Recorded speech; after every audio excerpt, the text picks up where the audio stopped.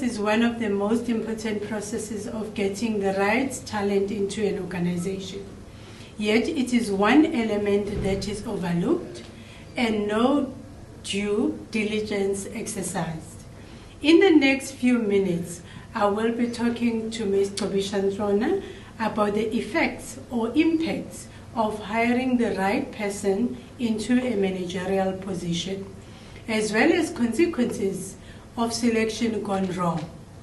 Their view on what companies need to focus on in their quest for talent acquisition. Ms. Nchona, can you outline your view on the value of selection?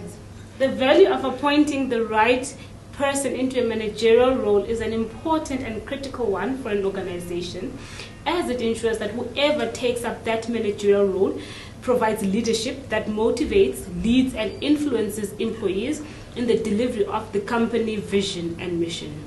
Consequences of which provide effective processes for performance management that gives measurable goals and a solid direction. Directional influence through frequent feedback, coaching, and the development of employees.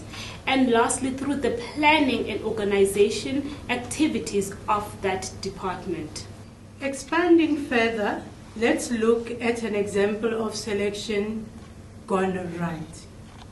A classical example is that of Whitey Basson, the Chief Executive Officer of Shoprite Holding, who we can actually describe as a retail genius. Basson has turned Shoprite, which was a small family-owned business at the time, into a giant African retailer, which it is today. Shoprite was bought for a mere 1 million rand in 1979, and today the company, which is listed on the Johannesburg Stock Exchange, it's actually worth over 100 billion rand, and the company employs over 100,000 people in about 17 countries on the African continent. Had you as an investor bought the shares of Shoprite when it was listing on the stock exchange with a mere 100 rand, your shares will actually be worth 20,000 in today's market share. In your view, can you cite what happens on selection gone wrong? Selection gone wrong can have adverse impact for the recruiting company. When line and HR fail to get the proper match during the selection process, both the candidate and the organization can suffer. The candidate, through early display of poor performance, a decrease in satisfaction levels, and a lack of discretionary effort displayed. And for the organization, through high turnover implications and recruitment costs. When errors in the hiring process occur, training costs become paramount to improve one's skills and may increase the highest dissatisfaction with the organization. At worst, really, the candidate will prove unacceptable and the organization will need to find a replacement. We are now going to look at an example of selection gone wrong. Cynthia Carroll has resigned over mounting shareholder pressure over what can be described as poor decisions, missed opportunities, poor operational performance, and weak return. Under her leadership, Anglo-American share price has declined over 38% in US dollar terms since she took over in March 2007. During the same time, rival BHP Billiton and Rio Tinto are actually up 63% and 15% respectively on the London Stock Exchange.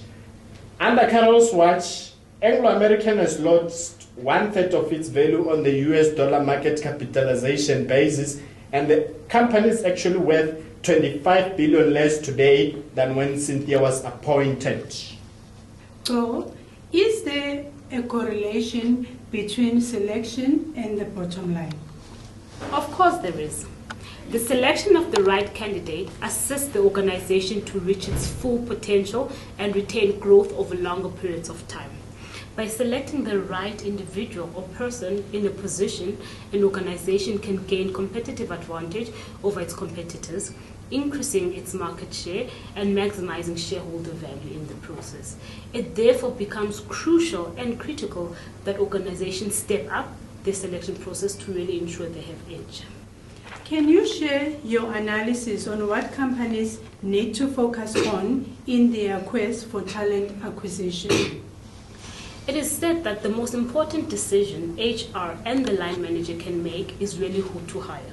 So this requires matching the individual characteristics, such as ability and experience, etc., with the requirements of the job. The difficulty in selection is centered on ultimately selecting the candidate that will be capable, productive, and loyal. Research indicates that the reason why companies hit or miss during selection process is because they tend to focus on dated traditional methods, really with the focus on person-job fit, and no thorough use of other selection tools. There are different approaches that companies use depending on the level of the job. In this case, a managerial job. Selection at management levels requires detailed tools that are quick at determining whether the individual possesses the critical behaviors required for success. Such tools focus on multi-selection, where the criteria is not only person-job fit, but rely on a multi-pronged approach assessing person-organization fit and person-team fit. For effective selection process, the following factors should be considered, which is the planning before recruitment and selection, creatively searching and ultimately choosing the best candidate for the organization. Thank you, Go, for sharing the value of selection with us. It is in the best interest for any company in the world to invest in a proper and effective selection process, which will result directly to a positive bottom line. In closing, choose right, you make more money. You choose wrong, you lose money.